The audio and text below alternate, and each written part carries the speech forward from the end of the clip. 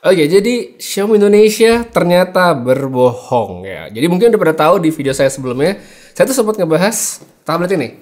Xiaomi ya, Redmi Pad SE ya. Tablet baru yang dibilang katanya bakal dijual di harga 2 jutaan. 2 jutaan kecil waktu itu katanya. Jadi kan ekspektasinya adalah 2.499.000 rupiah.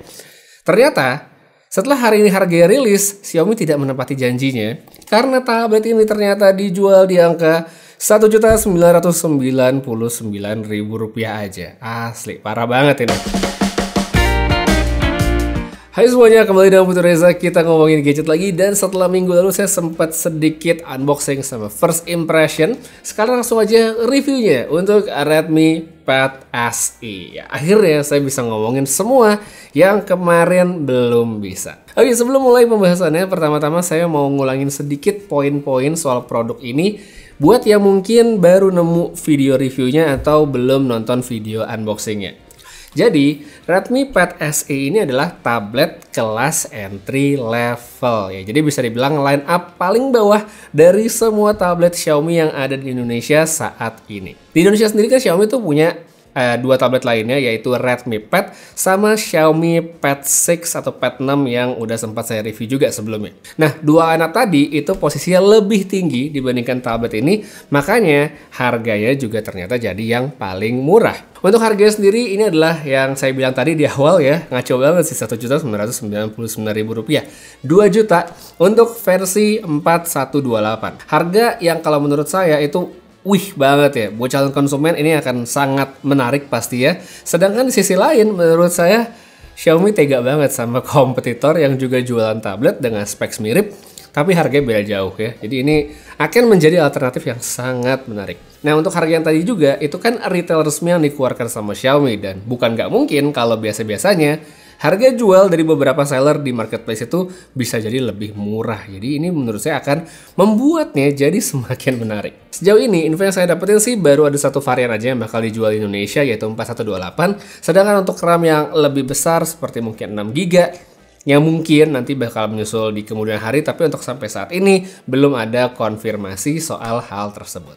Sederhananya ini kan adalah tablet yang ditujukan untuk pemakaian serta kebutuhan yang mendasar aja dan bukan buat yang menuntut dapat lebih ya, karena inget lagi nih harganya 2 juta gitu ya, 1 jutaan bahkan ya, 1.999. Nah, dimulai dari desain sama tampilannya dulu deh. Yang namanya tablet emang kan jarang banget kelihatan macem-macem karena toh nantinya kan bakal ketutupan juga sama cover. Untuk Redmi Pad SE sendiri, dia punya desain back cover yang sangat simple dengan cuma menaruh kamera dan branding Redmi di pojokan.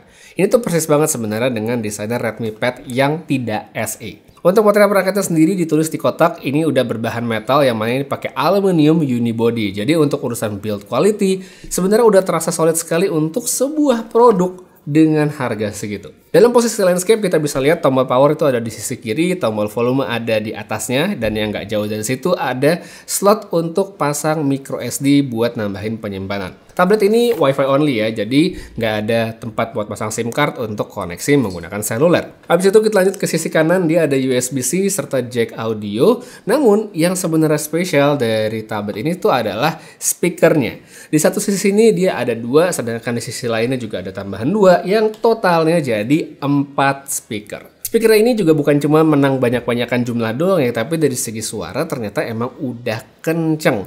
Jadi kalau emang mau ngejadiin tabletnya untuk alat multimedia, perbesaran layar bagi yang ngerasa mungkin handphonenya kurang gede, ini sebenarnya udah cukup banget. Ukuran layarnya sendiri ini 11 inci, resolusi Full HD+, sudah 90 Hz dengan panel IPS LCD. Untuk sebuah tablet dengan harga yang sangat terjangkau, secara kualitas visual ini sebenarnya udah cukup banget kok. Untuk bawaan kotak atau defaultnya secara saturasi saya lihat emang ini warnanya nggak terlalu keluar, jadi buat yang mungkin pingin naikin saturasinya sebenarnya bisa diakalin lewat menu setting, ya bisa diganti profil warnanya. Memang nggak terlalu yang signifikan banget, tapi ya ada bedanya.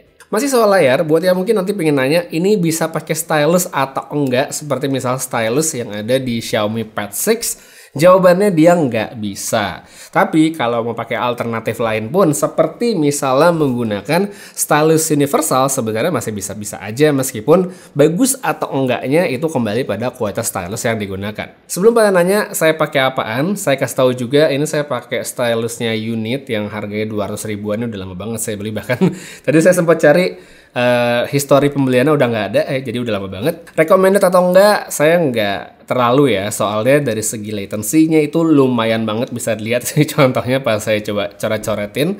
Jadi ya mau coba silakan, nggak apa-apa. Tapi kalau mau cari yang lebih baik pun menurut saya ada alternatif yang lain. Oke, sekarang kita lanjut ngobrol soal performa dari tabletnya. Seperti yang mungkin udah pada tahu dan udah baca beritanya atau mungkin udah nonton video unboxingnya, Redmi Pad SE ini dia pakai Snapdragon 680, RAM-nya 4GB dengan storage 128GB. Softwarenya syukur banget ya, dia nggak ketinggalan karena udah menggunakan Android 13 dengan MIUI Pad 14 Global. Pas acara yang saya hadirin beberapa waktu yang lalu, Xiaomi juga bilang kalau tabletnya ini bakal dapat 2 update Android serta 3 tahun security patch untuk tabletnya. Jadi kalau nanti ada yang beli terus nanti Xiaomi tidak menepati janjinya, silakan mention mereka pakai screenshot video ini ya, karena mereka udah bilang gitu ada janji seperti itu. Dari segi chipsetnya mungkin sebagian udah bisa ngebayangin nih kalau tabletnya Xiaomi sekarang punya kemampuan yang bisa dibilang terbatas ya. Perumpamaan gampangnya kalau misalnya sekarang ada handphone yang baru rilis terus pakai Snapdragon 680, pasti bakal banyak yang bilang itu adalah spek jadul karena ya emang jadul gitu. Cuma karena di sini konteksnya adalah tablet, harganya juga sangat menarik, makanya ya pasti akan kelihatan oke-oke aja. By the way, untuk Redmi Pad SE sendiri ini bukan satu-satunya tablet di Indonesia yang pakai Snapdragon 680. Ada tablet lain dengan harga yang lebih mahal sehingga membuat Redmi Pad SE ini menurut saya jadi sangat menarik. Makanya tadi di awal sempat saya bilang kalau Xiaomi itu tega banget sama kompetitornya karena harganya beda banget. Singkat kata, kalau dari percobaan pemakaian, tablet ini akan sudah sangat mencukupi untuk mengakomodir kebutuhan layar lebih besar yang tidak bisa diberikan oleh sebuah smartphone.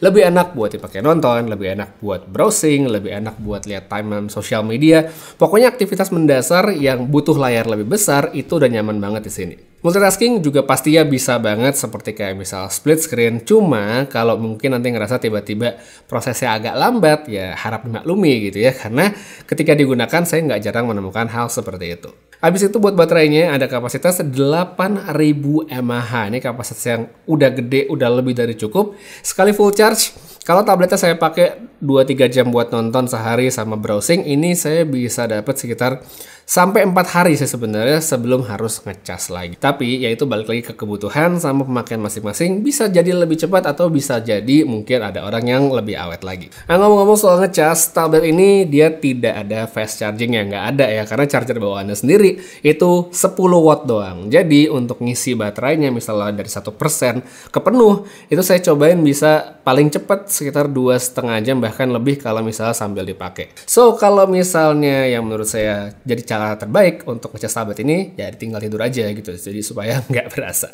So kesimpulannya kalau dari segi performa, walaupun ini bukan tablet paling ngegas, paling wah speknya di pasaran saat ini dan ada limitasi pastinya, cuma balik lagi ke soal harga, menurut saya membuatnya menjadi sangat-sangat fair dan menjadi sebuah value deal. So untuk kesimpulannya, kalau dari segi performa, walaupun ini bukan tablet paling ngegas, banyak limitasinya, cuma balik lagi ke soal harga ya yang tadi menurut saya jadinya fair-fair aja. Next, untuk kelengkapin experience pemakaiannya untuk tabletnya supaya lebih enak lagi, Xiaomi juga menyediakan ini nih, cover dengan model lipat ya, seperti ini. Model pasangnya tuh dia sebenarnya kayak casing handphone sih ya, kayak casing handphone begini, dia bukan magnetik. Dan untuk digunakannya gampang ya, cuma ya kayak gini doang gitu, dilipat dan siap dipakai. Untuk kepasangin si tablet ke casingnya menurut saya sih gampang, cuma untuk melepasnya aja sih yang agak susah ya. Tapi untuk overall experience ya sebenarnya sudah bagus, apalagi mungkin kan kita pakai tablet nggak bakal sering lepas pasang casingnya, jadi menurut saya nggak terlalu masalah. By the way, untuk casingnya ini sendiri dia dijual terpisah, jadi mesti nambah sendiri di luar beli tabletnya, dan harganya sebenarnya nggak terlalu mahal, yaitu 300.000 ya, 299. So emang kalau misalnya Xiaomi bilang tabletnya 2 jutaan, yaitu 2 jutaan sudah komplit dapat tablet sama casingnya. Habis itu buat yang mungkin juga bertanya dan sempat kepikiran buat jadiin tabletnya perangkat ngetik-ngetik, mungkin kerjaan segala macem, Xiaomi tidak menyediakan cover dengan keyboard ya. Jadi kalau mau ngetik harus pakai keyboard Bluetooth tambahan sendiri. Habis itu sedikit tambahan juga untuk kemampuan kamera, karena kita juga sedikit ngomongin produktivitas ya, dimana mungkin orang ada yang menggunakan tabletnya untuk video call.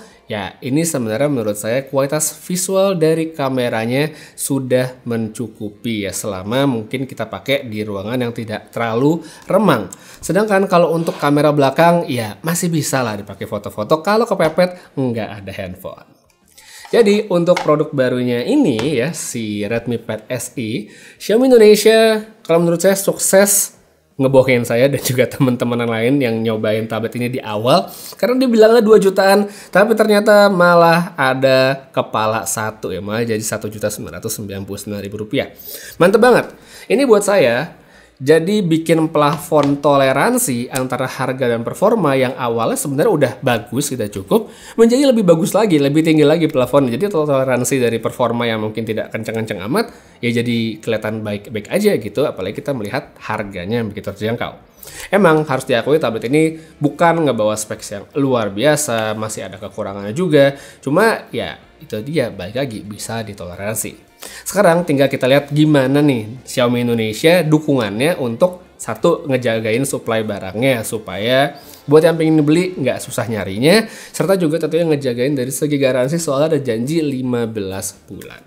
Akhir kata, menurut saya produk ini sangat menarik sekali, sangat recommended bagi yang mencari tablet untuk kebutuhan pemakaian harian non-intensif dan harga yang sangat terjangkau. Jadi buat yang mungkin pengen tahu lebih lengkap, mungkin mau lihat-lihat dulu, masukin wishlist dan segala macam, seperti biasa saya bantu dengan link yang ada di kolom deskripsi. Untuk sekarang kayak segitu dulu review saya yang tidak singkat-singkat amat mungkin untuk Xiaomi Redmi Pad SE. Makasih banyak yang nonton sampai habis. Putri pamit, sampai ketemu lagi di video berikutnya, dan seperti biasa, have a nice day.